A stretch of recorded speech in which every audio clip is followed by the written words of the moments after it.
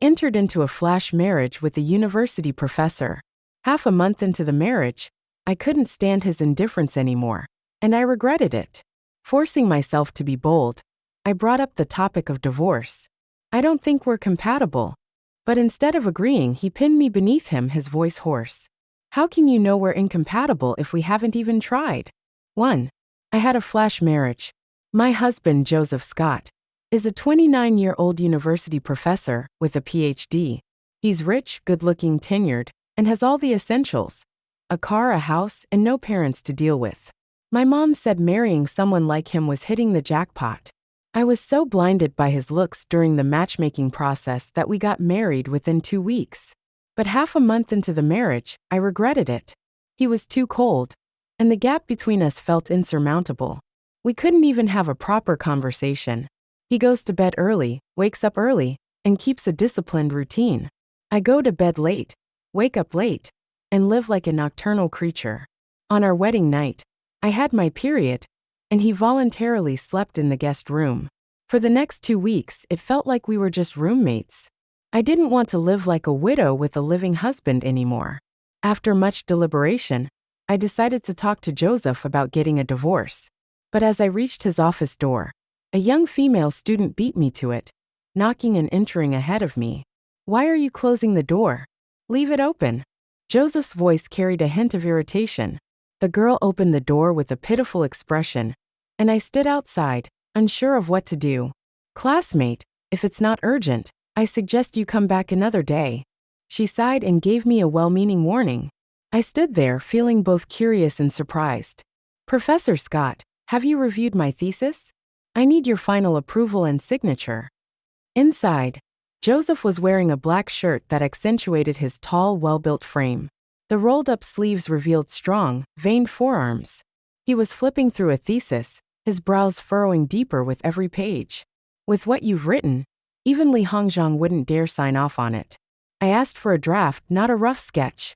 Your title is good. At least you used actual Chinese characters. But when put together, it's incomprehensible." I was stunned. In the 2 weeks we'd been married, Joseph and I had barely exchanged words.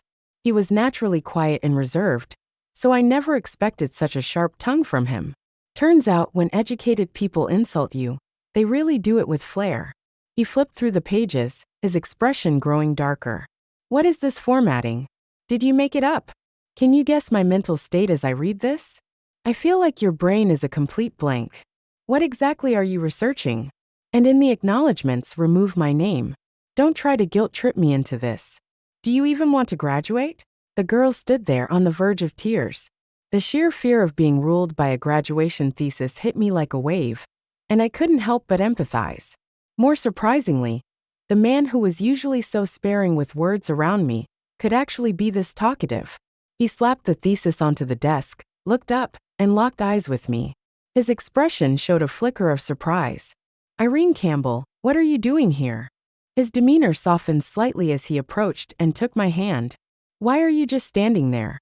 Come in." The girl's eyes lit up like she had just seen a savior, though her gaze quickly turned to one of curiosity. I awkwardly raised a hand in greeting. Joseph glanced at her and introduced me. "This is your professor's wife." The girl instantly transformed into a gossip-hungry squirrel. "Hello, Mrs. Scott. Wow, Professor, you're married." Mrs. Scott looks so young. "When did you two get married?" Joseph cut her off with a warning. "If you put as much effort into your studies as you do into gossip, your thesis wouldn't read like a serialized web novel." "Understood, Professor. I'll excuse myself now." She left, leaving just the two of us in the office. We stared at each other, and the air grew awkward again. "What brings you here today?" His gaze softened, and his tone carried a hint of warmth. Unsure of his mood, I hesitated for a moment, and decided it wasn't the right time to discuss divorce. "Oh, I was just passing by," I lied. He curved his lips into a faint smile, and raised a hand to gently pat my head. "Perfect timing. I just got off work. Let's head home." Joseph, with his tall stature, sharp features, and model-like face, paired with the gold-framed glasses on his nose, exuded an air of untouchable elegance. That faint smile and his head-patting gesture made me waver. With a face like his, Divorcing him would feel like a waste. 1. He held my hand as we walked out of the office, encountering a few colleagues on the way. He nodded politely and introduced me with a smile. This is my wife. Yes, we just got married. We'll invite everyone to the wedding. Blushing, I followed him into the car. The ride home was quiet. As someone who loves to chatter, I couldn't bear the silence and broke it first. Why are you so harsh with your students? He sighed. They're too incompetent. You weren't this strict when you helped me with my thesis back then. Joseph had been my dad's student, though I hadn't seen him much before. His name was practically legendary in our household. A genius who skipped grades, earned a master's and PhD back-to-back, and was hailed as an exceptional young talent. My dad, a professor with countless outstanding students, always lamented how he ended up with a daughter like me, a perennial underachiever. I barely got into a second-tier university for my undergraduate degree, failed my graduate school exams, and only managed to get a master's degree abroad with little credibility. When I was working on my thesis, my dad was so stressed that his blood pressure spiked, and he handed me over to Joseph for help. Back then, he patiently revised it word by word for me. Now, as a professor, he seemed to have completely changed his attitude. He suddenly smiled, his voice low. You were different. As he spoke, he parked the car in front of a pharmacy. Wait here. I'll be right back. Curious, I asked, are you sick? Did one of his students stress him out so much that he needed medicine for his liver? He didn't answer, giving me a glance with an unreadable expression before getting out of the car. He came back shortly after, and I didn't see what he had bought. 3. The drive home was quiet. As soon as we got in, Joseph headed to the kitchen to cook. I have to admit, his habit of cooking was truly a blessing. Even though I often slept until noon, the fridge was always stocked with fresh, home-cooked meals.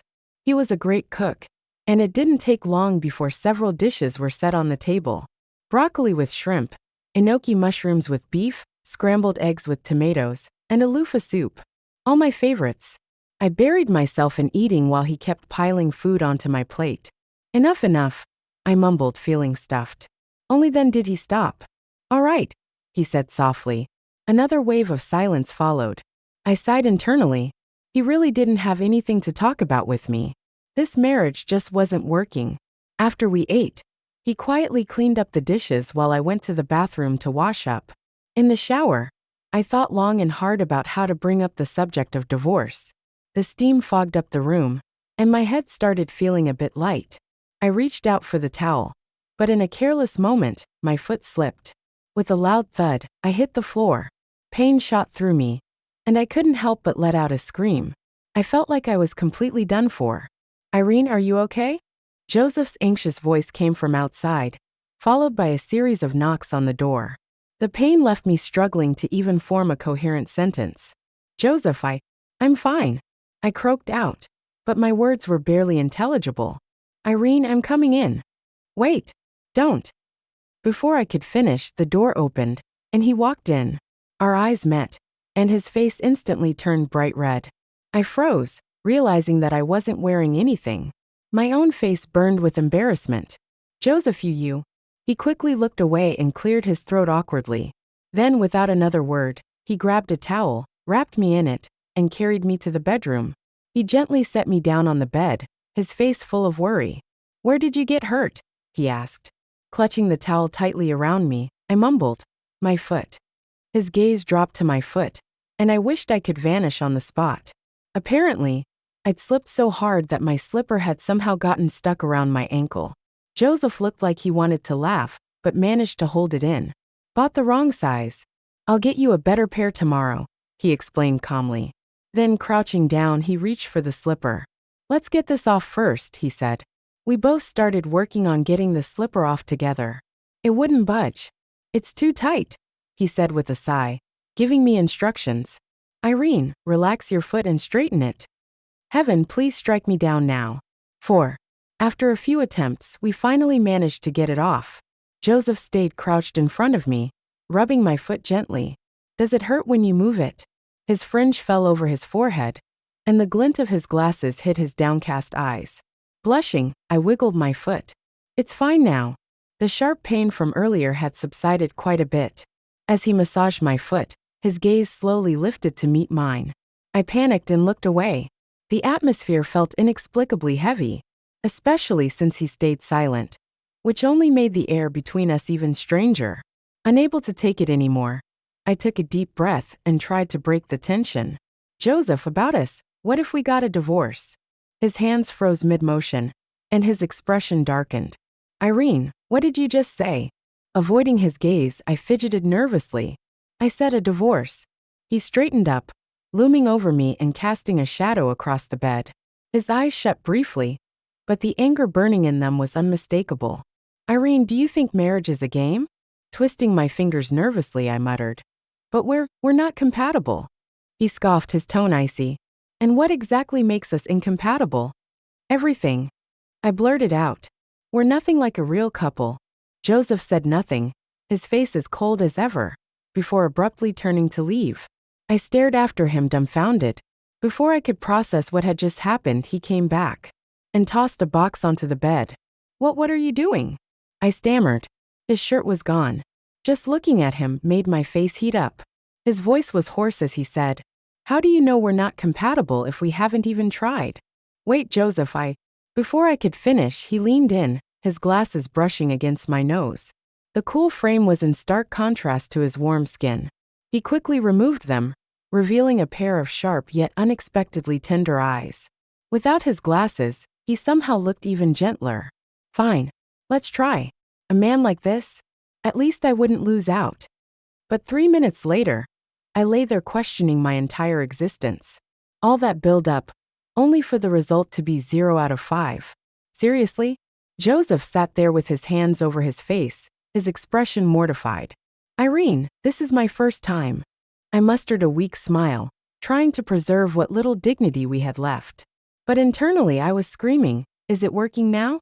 Do you think it's working now?"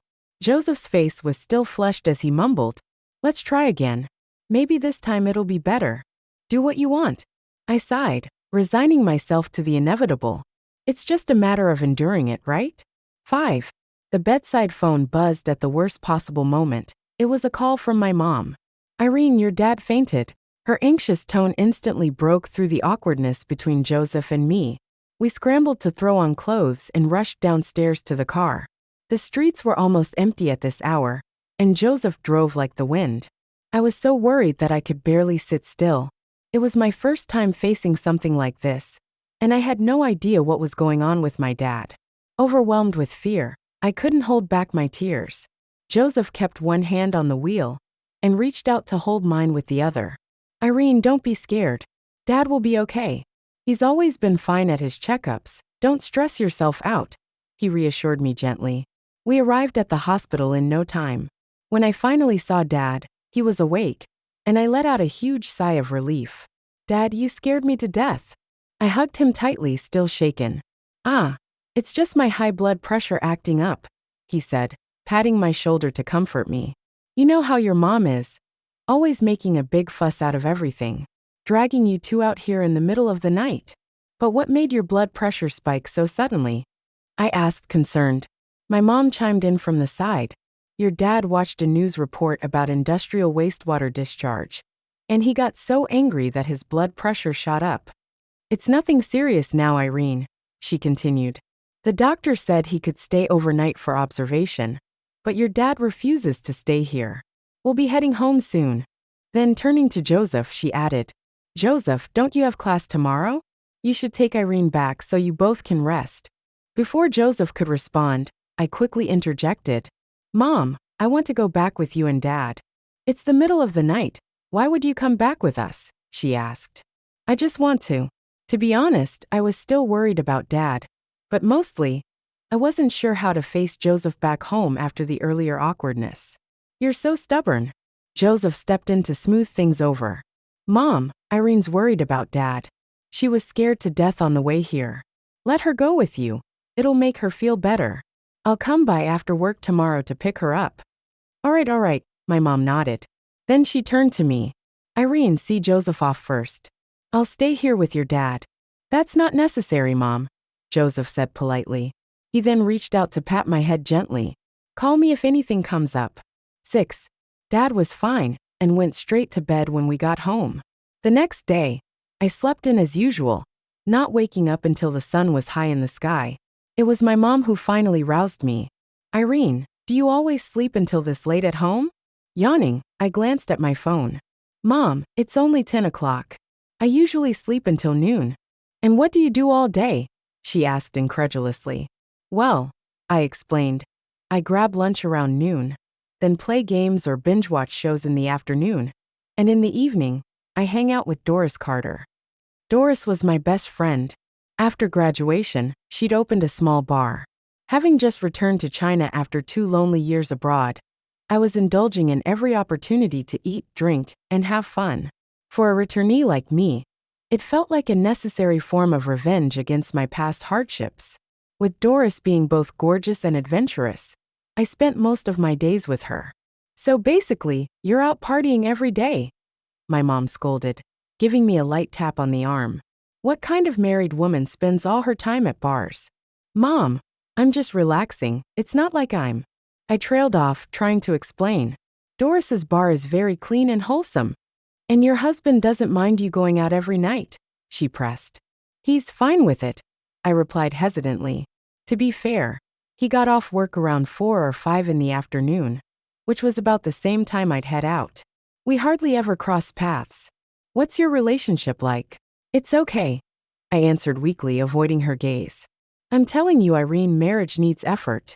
You can't just take advantage of his good temper and do whatever you please. Sensing she was about to launch into a lecture, I quickly hugged her, squirming like a big, clingy caterpillar.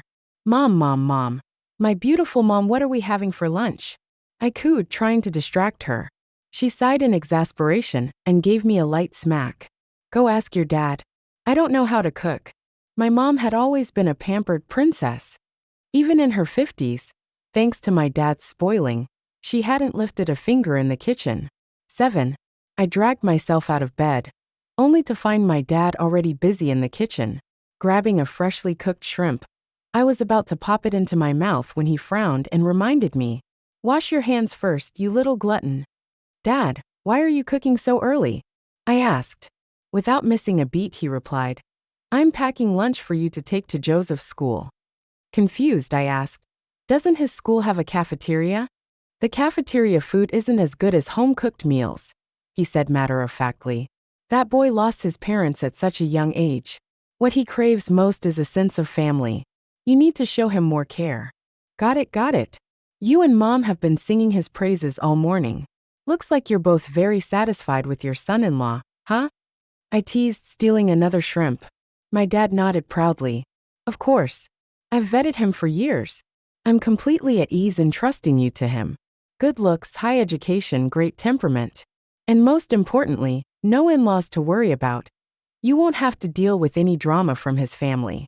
He's leagues ahead of those losers you used to date. I was speechless for a moment. It was true. My past relationships were a series of unfortunate events. One boyfriend cheated, another came out as gay. In the end, I gave up on my ability to pick men and decided to let my parents handle it. Shortly after returning to China, they arranged a blind date for me with Joseph. To be honest, I barely knew him back then. All I knew was that he was an orphan, and every year, my dad would invite him over for New Year's Eve dinner. He had helped me with my thesis once during my senior year of college. Back then, he gave off this untouchable, aloof vibe. The classic flower on the high mountain type that you could admire from afar but never approach. I'd always been drawn to guys who could make me laugh. Plus, Joseph was 5 years older than me. But with my parents' relentless enthusiasm, I agreed to meet him. On the day of our blind date, he wore a smoky gray suit with subtle patterns, paired with gold-rimmed glasses. His figure, his aura, it all hit me right in the heart. He had me completely captivated. My parents played the ultimate wingman role that day. He was Dad's most outstanding student, skipped 2 grades in middle school, went straight through to a PhD, and now, not even 30, he's a senior lecturer at a top university and about to be promoted to associate professor. And he's an orphan. Marrying him is like having a live-in son-in-law. This is a once-in-a-lifetime catch. I'll admit I was swept off my feet. And so, without much thought about whether we were truly compatible, or why such a catch was still single, I ended up getting married. Dad, if Joseph is as amazing as you say, why was he single for so long? I couldn't help but ask. He was broke, my dad explained. He didn't have much income while studying, and after graduating, he was fully focused on research. Where would he find the time for romance? Or, I countered, what if there's something wrong with him? What could possibly be wrong with him? He's your husband, don't you know? He paused and looked at me sharply. Is there something wrong with Joseph? And no, of course not. I was just talking nonsense. I mean, 3 minutes. Maybe that's just an age thing? Dad, don't you think Joseph is too quiet? I asked, trying to change the subject. Shaking his head, my dad sighed and assumed his wise sage tone. Men who are smooth talkers, what good are they? They're just out to fool gullible girls like you. All right, you win. You've been back for a while now, haven't you? Played enough. Now that you're married, you can't keep running around like this. Find an easy job. You don't need to make much. Your dad can support you. Yes, Professor sang. Starting tomorrow, I'll hit the books and prepare for a civil service exam. How's that? I said half-jokingly. If you're truly serious, that'd be ideal, he replied, nodding approvingly. 8. Finally, I reluctantly went to Joseph's school, carrying the lunch my parents packed for me. He had an open class and wasn't finished yet. I was curious and didn't know what he looked like on the podium, so I snuck into the classroom through the back door. By chance, there was an empty seat in the back, so I quietly sat down. On the podium, Joseph was explaining problems on the blackboard, full of formulas I didn't understand. He was very serious, his glasses glinting slightly, with a calm expression that radiated a scholarly air. Ahem, student in the back, are you from our department? A girl next to me whispered to me. I awkwardly nodded. Did you come to listen to the great teacher on purpose? Professor Scott is so famous, so many female students come just to admire the male idol. I frowned. Joseph is that popular? Of course. He's a legend at our school, the dream guy for so many girls. She secretly pointed ahead. Did you see the girl in front? That's Julia from our department. I heard she already knows Professor Scott, and often pesters him for no reason. I looked over and indeed saw a fair-skinned girl staring intently at Joseph on the podium. I didn't expect Joseph to be so conspicuous. We just treat Professor Scott as an idol, but this girl obviously has other intentions, and a lot of people look down on her. The girl whispered to me. Many girls have shown interest in him, but Professor Scott never engages in any flirtation. He's meticulous about academics, which is one of the main reasons we admire him. But I heard he's recently married, though I don't know which fairy sister managed to catch our great professor. As she spoke, a cold voice suddenly cut through the air. Student in the back, the one talking, please come up and answer the question.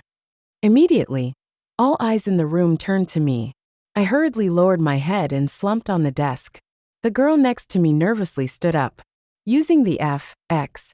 2/3 progressive theory to demonstrate the application of laminar fluid in practice. Wow, this really is a prestigious university. Even when chatting, the top students are still paying attention to the class. Good, please sit down. Your desk mate will analyze this for us in more detail. I stayed slumped, continuing to pretend to be invisible. The girl secretly poked me. Hey, they're calling you. Student lying down. I gritted my teeth, my face turning red as I stood up. I don't know. Laughter erupted from all around the classroom. I glared at Joseph, thinking, is this guy doing this on purpose? He froze for a moment when he saw me, then smiled slightly. Come to my office after class. The girl next to me looked at me, sighed and muttered, rest in peace. What is happening? I took out my phone and sent Joseph a message. You did that on purpose. You can leave after class, I'll sneak out. I didn't want his students to know his wife was a conspicuous bag. He glanced at his phone, his lips curling into a smile. I received a don't be angry emoji. 10 minutes later, the class ended. I snuck to Joseph's office. As soon as I entered, he grabbed my hand and explained in a slightly guilty tone. I didn't know it was you. It wasn't intentional. I angrily put the food container on his desk. Payback. I slapped his hand off. I came to bring you food, and you deliberately made me look foolish. I ignored him, and he just stared at me, unsure what to do. He silently pulled my hand again. Please don't be mad. Honestly, he doesn't even know how to coax someone. While we were in this stalemate, there was a knock at the door. Joseph's office had a partitioned rest area, so I turned and went there. I heard the door open, and Joseph said, "No need to close the door." Through the gap in the screen, I saw the girl from class, Julia, the one the girl beside me had pointed out earlier. "Brother, this is wild honey from my hometown. Mom asked me to bring it to you." The girl carefully placed the honey on the desk, her voice soft and sweet. "Thank you for me, this Irene should like it." Joseph's expression was calm, and he reminded her, "From now on, call me teacher at school." The girl looked a little embarrassed. "Okay, teacher." She hesitated for a while, then softly continued, "Teacher, a new restaurant opened near the school. It tastes pretty good." Joseph raised an eyebrow. "Really? I'll take your teacher wife there sometime." Perhaps because I was on the side, Joseph's tone seemed to make it clear there was a boundary. In the end, the little girl left reluctantly. My mom and her mom were good friends, and she's now one of my students. Joseph was the first to explain. "Oh." I gave him a sidelong glance as he was arranging the lunch my father prepared. "Then you two must be quite close." He picked up a dish and explained, "We're not that familiar. Why do you always have students open your office door?" I asked him. "Male teachers and female students always have to be cautious. Since I'm younger among the teachers, I should be more careful." I suddenly remembered what the girl in class had said earlier, that many girls had shown interest in Joseph, but he never engaged in any flirtation. I have to admit, despite his awkwardness with words, this guy has good character. Sigh, but he's 3 minutes late. But he's so handsome. Damn it, I'm indecisive again. After we finished the meal, he cleaned up everything himself. "Irene, I have another class this afternoon. Can you rest here and wait for me?" "Wait for you for what?" "After being married for so long, we really need to have a good talk." "Fine." We rushed into marriage, and we've talked less than we should. Now it's time to address the issues in our relationship. During Joseph's class, I lay on his office couch, scrolling on my phone. But not long after, there was a knock on the office door. Thinking it was someone looking for him, I didn't pay attention. If no one answered, they would probably leave once they realized he wasn't there. But to my surprise, the door opened. Curious, I walked out of the rest area to check. It was Julia, holding a cup of coffee. She looked surprised when she saw me. "You?" I glared at her. "I'm Joseph's wife." Do students nowadays just barge into teachers' offices like this? My instinct told me this girl had ulterior motives. "Professor Scott is my brother." She bit her lip, obviously not happy. "I brought my brother a cup of coffee." "Brother? Didn't he just tell you to call him teacher at school?" I couldn't help but sneer. "Why bring coffee when you've already brought green tea?" Julia looked up, her face full of dissatisfaction. "We've known each other since childhood, and my brother has always taken care of me. You two got married because your dad was his teacher. And when his aunt got sick, your dad lent him money. He married you out of gratitude." She was full of defiance, even mocking me. "My brother likes people who are as accomplished as him. His ex-girlfriend was a PhD from Yale, now a famous scientist in America. I heard you're just a graduate of a third-rate university. How could Joseph like someone like you with an empty head? Your marriage won't last." Haha, I really didn't know where this little green tea got the confidence to say such things to me. Joseph had told me he wasn't close to her. I was instantly enraged, flames of fury rising inside me. I'm a third-rate university graduate, indeed uneducated. But I didn't know that you, a high-achieving student from a prestigious university, are so full of cheap ideas. As Joseph's legal wife, you, who don't even qualify as a mistress, dare to bark at me. Who gave you the courage?" She clenched her fists, shaking with anger. He doesn't like you." I scoffed lightly. "He doesn't like me, he likes you? Are you playing GPS? Do you know your place? Even without a mirror, there's always some reflection. If you have time, look at yourself more and figure out who you really are. If Joseph likes someone like you, I'd be blind." I couldn't hold it in anymore. I'm not just uneducated, I'm also ill-mannered. When I get mad, I just want to hit people. Anyway, I'm Joseph's wife. Guess what will happen if I hit you today? What will others think? Little green tea wasn't much of a fighter. After a few words, I had scared her. In the end, she stammered and didn't know what to say, leaving in embarrassment. 10. I sat there, getting angrier the more I thought about it. Feeling frustrated, I just wanted to vent to someone. I took a cab to my best friend's place. I hadn't seen her in 2 days, but to my surprise, she had secretly started dating a younger guy. He was a college athlete, a fresh-faced youthful boy, both tender and wild. The two of them were being all lovey-dovey, and I couldn't help but grit my teeth. She happily came over to me and proudly showed off. "He's so clingy," she whispered in my ear. "He has so much energy, I really can't handle it." I clenched my teeth.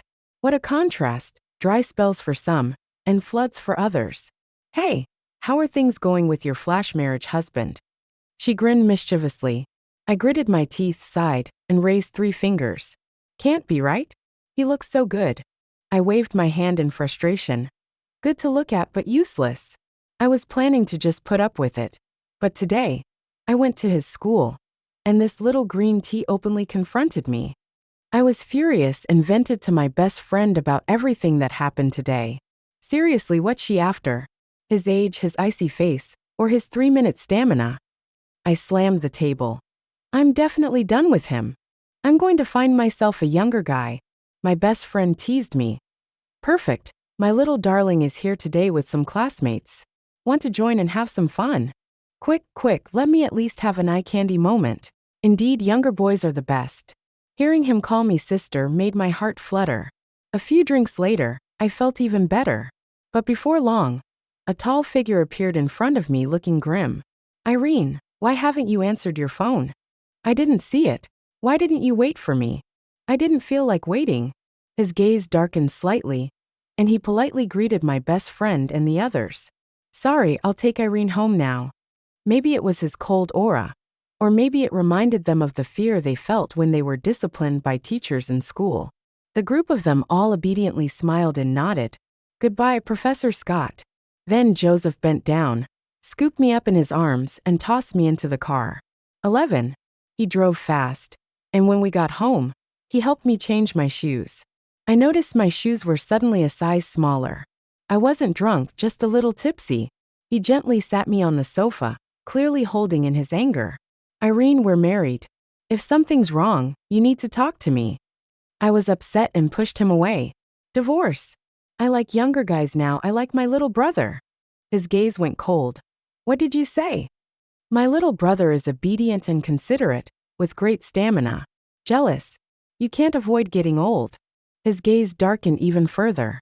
"My little brother is young and strong, but old men are weak and scheming." Joseph grabbed my shoulders, staring at me with intense focus. "Irene, do you want to drive me crazy?" I wasn't backing down. I stood on the sofa, hands on my hips. "Who's driving who crazy, Joseph? You told me you're not close to that Julia. If you're not close, why is she barging into your office? Why is she bringing you coffee and being all sweet?" He looked surprised for a moment. "You misunderstood." "Misunderstood? Your student met me for the first time, and said you two were childhood sweethearts, and your relationship was so great." "Irene, no. She mocked me for being empty-headed and unworthy of you, saying you married me because of the favor my dad did for you." "No. Joseph, my dad worked hard to make the meal, and I kindly brought it to you. But then I met this toad sticking to my feet. Harmless but disgusting. Do you think I'm in a good mood?" I kept going, each word making me angrier, not giving him a chance to speak. He seemed flustered, unsure how to respond. Finally, he just hugged me, squeezing me tightly in his arms. "Irene, it's not what you think." I looked down, feeling a little wronged. My relationship with Julia was never that close. I'm much older than her, and I left for school early. It was when my mom was sick that her mother helped us out. Later, she got into my school, and her mom asked me to look out for her. I don't know when she started having these feelings. She never told me, and I couldn't bring myself to say anything. I've been trying to distance myself from her. "Irene, I've never had any feelings for her. Besides, she's my student." I would never break my professional ethics. Nor would I ever betray our marriage. You can trust me on that. You should believe me, just like I trust you. Even if you go out and have fun, I know you won't cross the line. His words struck me like a lightning bolt. And I married you for one reason, because I love you. He looked straight at me, his tone firm yet gentle. It hit my heart all at once. I was surprised, and yet there was something indescribable about it. My once arrogant anger was suddenly doused. You love me. Why didn't you chase after me earlier? He looked at me and sighed helplessly. I'm much older than you.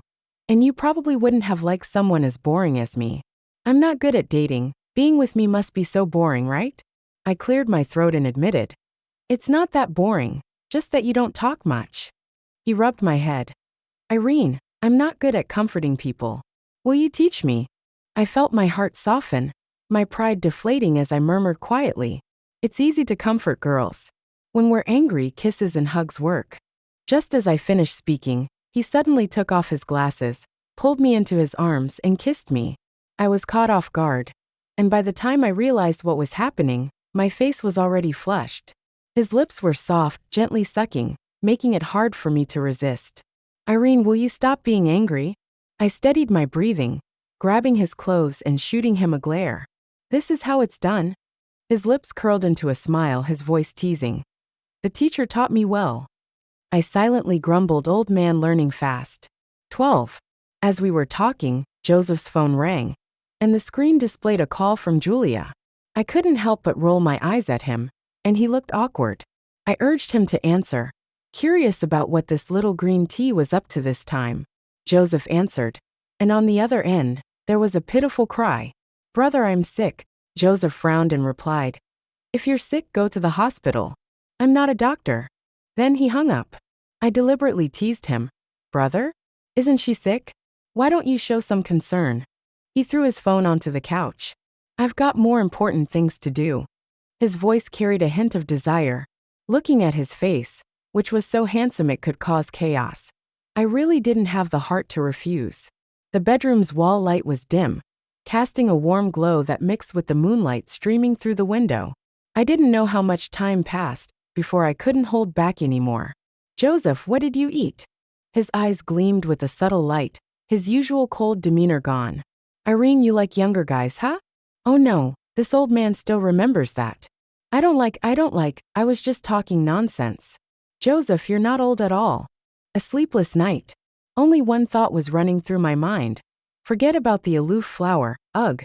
He's really both flirtatious and wild. 13. The next day, I woke up in Joseph's arms.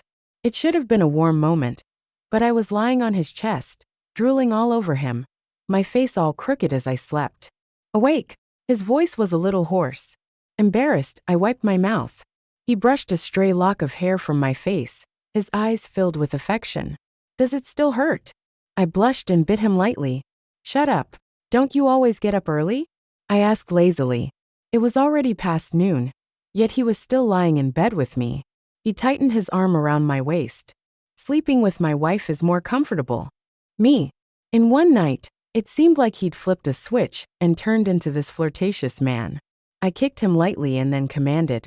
My back hurts a bit. Can you give me a massage? Okay. Leaning against him, he didn't wear any perfume, just his natural scent, an indescribable smell that somehow made me feel at ease and comfortable. I secretly reached out to touch him, but somehow, I lost track of what I was doing. Eventually, I wrapped myself in a blanket and sat on the carpet, watching him busy in the kitchen, my thoughts still a little hazy. 14. After cleaning up the bed, he picked me up and carried me to the bathroom, picking up our clothes from the floor. I couldn't help but feel impressed. This older man had so much energy. By the time I got dressed and left the bedroom, he had already washed our clothes and was busy in the kitchen.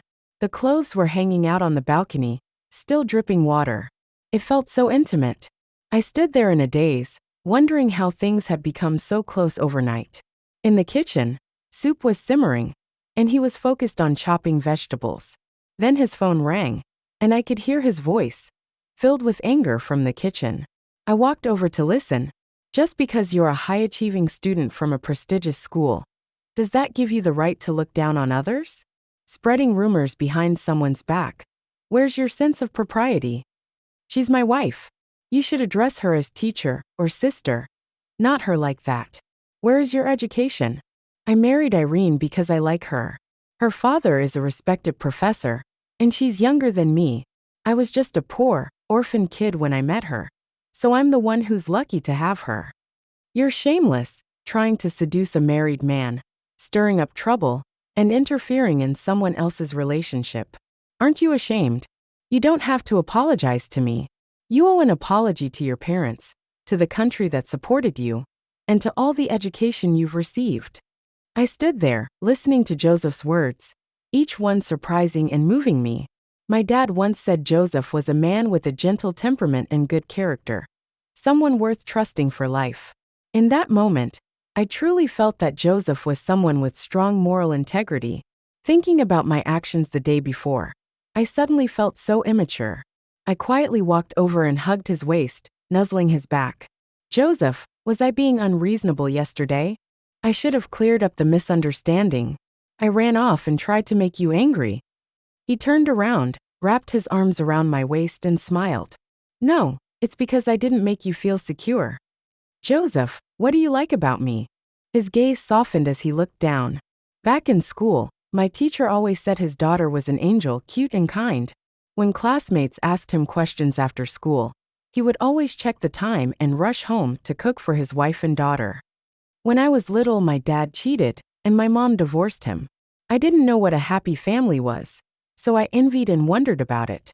Not long after I started grad school, my mom was diagnosed with kidney failure.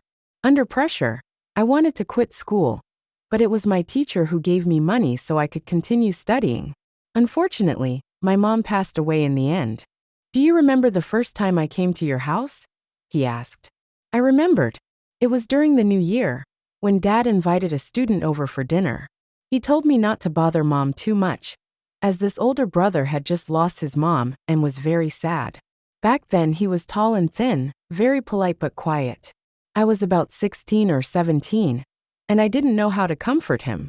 I awkwardly handed him my favorite candy. Brother, take this, it might make you feel better. He accepted it and politely said thank you. Every year after that, Dad would invite him to New Year's dinner, and he would give us red envelopes. I never talked much to him.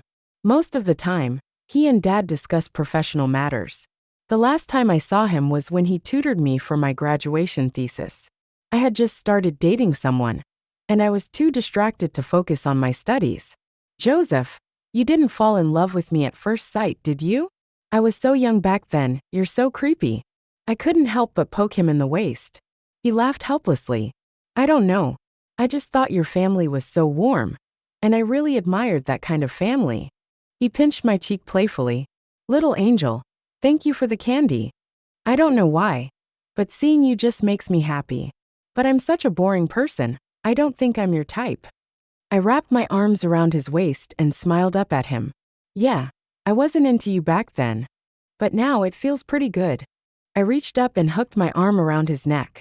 Hey Joseph, why didn't we get together earlier? That way, we could have dated for a few years before getting married. He supported me steadily, leaned down and smiled gently. Then we'd have to get married first and date later. He looked at me, took off his glasses and kissed me. Hey, the food is going to burn. We'll kiss later. The whole room was filled with the scent of love. Marrying first and loving later, too intoxicating. 15. On our rare day off, Joseph accompanied me to the amusement park. But what I didn't expect was that he had a fear of heights. After just riding a simple swing, he turned pale and broke out in a cold sweat. You're scared of a swing? Scott, you're so weak. I teased him, then took out a tissue to wipe his sweat. When I was little, my dad always took me here. The amusement park was like a dreamland for every child. If you're afraid of heights, did you only get to ride the carousel when you were little? He smiled faintly. I never came here when I was little. My mom raised me alone, and she was always working. Things weren't great. I was a little surprised. I had grown up carefree, but he hadn't. Why had I joked about him? Now I felt guilty for doing so. What did you do when you were little? Just studied. I really liked learning, especially math problems. That's so weird. Who likes doing math problems? He smiled. At that time, the house was full of trophies and certificates. My mom's happiest moments were when she wiped off the trophies. Mentioning his mom, his eyes dimmed a little. Unfortunately, she wasn't in good health and didn't get to meet you. I suddenly felt a tightness in my chest. I hadn't experienced his life, so I couldn't fully empathize. Just a few words. And I realized that I had been much luckier than him these years. For him to have achieved what he has, it must have taken more effort than most. I looked at his face, my heart aching as I asked, "Joseph, have you been lonely these years?" He smiled and gently rubbed my head. "It's okay, I'm used to it." For a moment, I didn't know how to comfort him. I silently hugged his waist, and when I looked up, our eyes met. His gaze was full of affection. I reached up, expertly took off his glasses and kissed him lightly on the lips. "Here's a loving hug and kiss for you." I meant to give him a quick kiss, but he held my neck and deepened the kiss. At that moment, fireworks exploded above the castle in the amusement park. As everything spun around, I felt like fireworks were going off in my mind as well. "Irene, thank you," he whispered in my ear. The night breeze was gentle, and the lights were soft and beautiful. I quietly pulled off the cat ear headband I had been wearing. "Joseph, if you want to thank me, will you put this on? I'm curious how you'll look in it." The sparkling cat ears paired with the cold, composed Scott teacher. Such a cute contrast. Just thinking about it felt so visual. He frowned and rejected me. "That's something for young girls to wear." "Who says that?" "Look, there's a guy over there wearing one, it's sparkling." I pointed to a couple not far away. "No." He still seemed reluctant. "Come on. Just wear it for a second. I'll take it off right after I see it." I pouted and acted spoiled, but he remained firm. No. This guy really cared about his image. I didn't care. I tiptoed and was about to put it on him. Unexpectedly, he quickly stepped away. "Scott, don't be shy." 16. I chased after him, trying to catch up. The amusement park was crowded, and I accidentally bumped into someone. I quickly apologized. Sorry. Joseph heard and quickly turned around to look at me. "Joseph." The person I bumped into was an older-looking woman with a gentle, intellectual air. When she turned and saw Joseph, she seemed a bit surprised. After a pause, her gaze briefly swept over me before she smiled faintly. "Your girlfriend?" Joseph walked over, took my hand, and smiled as he explained. "My partner." She seemed momentarily shocked. "Congratulations," she said, then smiled at him. "Have you thought about what I mentioned before?" Joseph remained calm, simply responding politely, "Thank you, but I'm not considering it." It was a brief exchange, but my intuition told me there was some unspoken connection between them. I couldn't help but ask, "Who was she?" Joseph cleared his throat lightly. "My ex-girlfriend." I instantly felt upset. "Wow, Joseph, you've got an ex and a childhood sweetheart. Aren't you a little too flashy?" "Irene, don't misunderstand. That was all a long time ago." He looked a bit awkward as he held my hand, trying to explain. I angrily pulled my hand away. "Don't get mad. I'll wear it for you, don't worry." "Don't. When I get angry, I'm as hard to handle as a pig during Chinese New Year." "You've still kept in touch all these years, and now she mysteriously asks you to think about it." "Think about what?" "You're married now." He hurriedly held me in his arms. "She's married with a 3-year-old child." He carefully explained.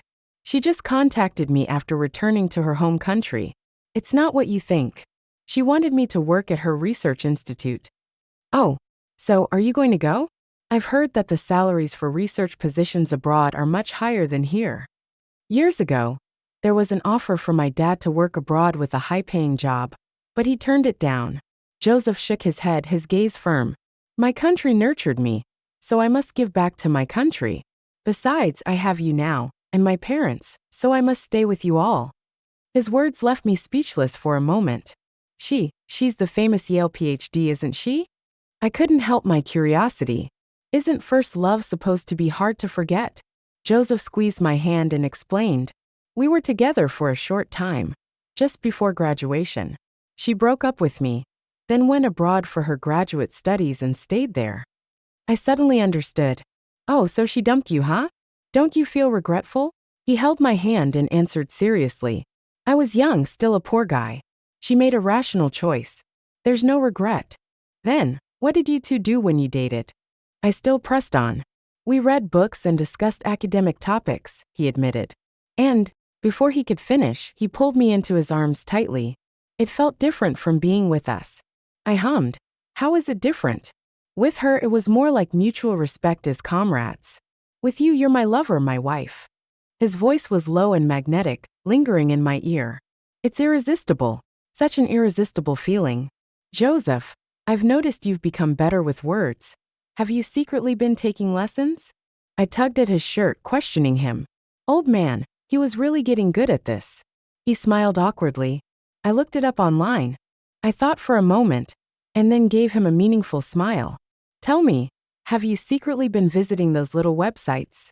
How else could you improve so quickly? A trace of discomfort flashed across his face, but he stubbornly didn't admit it. Well, Scott, I didn't expect you to be so secretly passionate. I seized the opportunity to tease him. I thought you were always so calm and reserved. Who knew you'd be secretly browsing those websites? Yo. Scott, what do you think about when you're on those sites? Unable to argue, he tried another way to silence me. I think of you, he murmured. I gasped, blushing, and glared at him before temporarily letting him off the hook. Irene, I might not be able to give you a life of great wealth or passionate love. He pulled me into his arms, looking at me seriously. But what I can give you is a lifetime of loyalty to marriage, loyalty to you. I can give you a life without worries, a steady and peaceful life. I'll work hard to treat you well, to be a good husband, so you won't regret marrying me. Just a few words, and my emotions were stirred again. I couldn't help but smile, hugging him tightly. Joseph, when I was little, my mom always told me that I should marry someone like my dad. Now I found him. When we got home that evening, he was busy in the kitchen, while I changed into comfortable clothes and curled up on the sofa, playing on my phone. The lights were bright, the windows clear, and the whole house felt warm. In this moment, I realized that love didn't need to be extravagant, with grand declarations or promises. It could be like this, simple, steady, without betrayal or suspicion, pure and clean. In the mundane, everyday life, there was a soft glow of tenderness. 17. After dinner, he stayed with me to watch a TV show. I snuggled in his arms and teased him. Scott, do you understand the legend of Jean Juan? He thought for a few seconds. It's okay. It's simpler than partial differential equations. Which concubine do you like in the show? I pressed on. I don't like any of them. He seemed to be trying to avoid trouble. No, you have to choose one. He hesitated for a moment. Well, Chiguerin, I guess. I was a bit surprised. But she's a bad person. Don't you think she's a little silly? And kind of cute. Wow, Joseph, so you like dumb beauties. He held back a laugh, looked at me and nodded. I suddenly realized, got annoyed and bit his chin. Jerk, are you saying I'm dumb? No, I mean cute.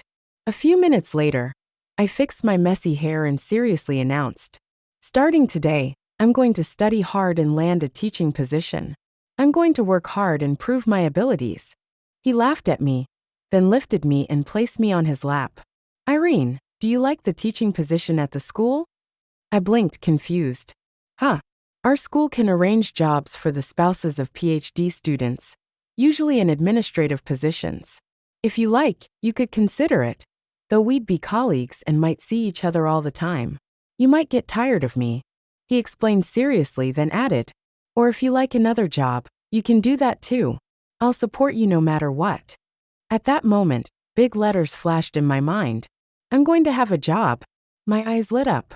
Can you arrange for me to work as a dorm manager in the boys' dormitory at the sports department? His expression darkened. No. His hand tightened around my waist, and his voice carried a hint of danger. Still like younger guys, huh? Think I'm old? A warning bell rang in my head. I smiled mischievously and playfully hooked my arm around his neck, giving him a kiss. Nobody's better than Scott. He looked at me, his gaze through his glasses glowing faintly. He smirked, one hand holding me while the other removed his glasses. After all this time, the gesture of taking off his glasses felt like a countdown. Without his glasses, Scott's eyes narrowed slightly, adding a touch of sexiness. His gaze was like a predator watching its prey, and when our eyes met, my legs felt weak. His kiss was intense and urgent, tinged with a bit of dissatisfaction. Don't think about anyone else. I squeezed his waist. I'm not. I just want to nap on Scott's abs, slide down Scott's nose. The atmosphere was perfect, and we stayed up late. Using the last bit of strength I had, I picked up my phone and sent a message to my best friend. What's so good about younger guys? Can a younger guy give you a job? My husband can, ha ha ha ha. Irene, I've got a job. Extra chapter. As Joseph's students, everyone was very considerate and didn't take up his time after class. Because Joseph often said, I have to go home and cook for your teacher. Later it became, I have to go pick up the daughter from school. In their third year of marriage, Irene got pregnant. It was a tough twin pregnancy, and she had to have a cesarean section before the due date. On the day of the delivery, Joseph waited outside the operating room, anxiously wiping away his tears. He said he couldn't imagine how he would live if something happened to Irene. When the operating room door opened, he rushed over and held her hand. Does it hurt? Not much right now. Irene asked him. What about the baby? Is it a boy or a girl? Joseph shook his head in confusion. I didn't notice. Irene sighed. Joseph, you really look like a fool right now. They had a boy and a girl. The boy was named Sang Yunjo, and the girl was named Jo Yunmu. Seeing how hard Irene worked during and after the pregnancy, Joseph was deeply distressed. During her postpartum confinement, he went for a vasectomy. He couldn't bear to let his wife suffer again from childbirth. The two children were polar opposites. The son was introverted and could play with a single toy for the whole day. The daughter was lively, always playing with cats and dogs like a tomboy. But Joseph was a daughter's slave, and when his daughter acted cute, he would forget all his principles. As the children got older and were ready to attend kindergarten, every time he sent his daughter to school, it felt like a painful farewell. The little girl cried uncontrollably, clinging to her father, unwilling to let go. Eventually, Irene had to be firm and handed the child to the teacher. Honey, it breaks my heart to see the baby cry, Joseph said. Irene rolled her eyes. Kids cry when they go to school. They'll get used to it. The whole day, Joseph was distracted, his mind filled with the sound of his daughter's cries. During the break, he secretly went to the kindergarten to check on her. To his surprise, the little girl was already the boss in her class. There was some disagreement between Irene and Joseph regarding the children's education. Irene believed children should develop hobbies early and learn more. Joseph advocated for a more relaxed approach, letting the kids follow their interests and broaden their horizons as they grew. Irene was a bit angry. Aren't you afraid people will laugh at you? With a school full of talented students, and your own child turning out to be a failure? Joseph smiled and pulled her into his arms. Back then, many teachers compared their children. Want to know what my dad said? Irene was curious. What did your dad say? He said, my daughter is a little angel, the kindest and most adorable child. He said, as long as my daughter grows up healthy, that's all that matters. Joseph added, I don't need my children to follow in my footsteps. As long as they grow up healthy, upright, and kind, that's enough. In fact, parents are often the best teachers for their children. Their two children turned out to be outstanding. The son was steady and studious, following in his father's footsteps, contributing to national research. The daughter was sunny and cheerful, passionate about art from a young age, and became a well-known designer. In interviews, they both mentioned their parents without being prompted. They said their parents' lifelong love for each other provided them with the best family education. Over the years, Joseph focused on his students, overcoming challenges, and dedicated himself to academics. He taught and mentored, nurturing the future pillars of the nation. He achieved countless accomplishments in his life, and when interviewed, he said, the person I am most grateful to in my life is my wife. She gave me a home, gave me a son and a daughter. She gradually filled the love and sense of belonging I lacked, and her purity and kindness warmed my entire life. In the past, his world was all about study and work. Later, he started looking forward to going home, thinking about what to cook for her. reminding her not to drink cold water, planning holidays, and picking out gifts and surprises for their anniversaries. People said that Scott seemed to have changed. He had become someone who smiled more. Yes, he was healed by the little angel who gave him a piece of candy back then. His home was filled with laughter, and he had more expectations for the future. Even after many years, the girl he loved was still like a child asking him, "Joseph, do you love me?" He wasn't good with words and couldn't say many sweet things.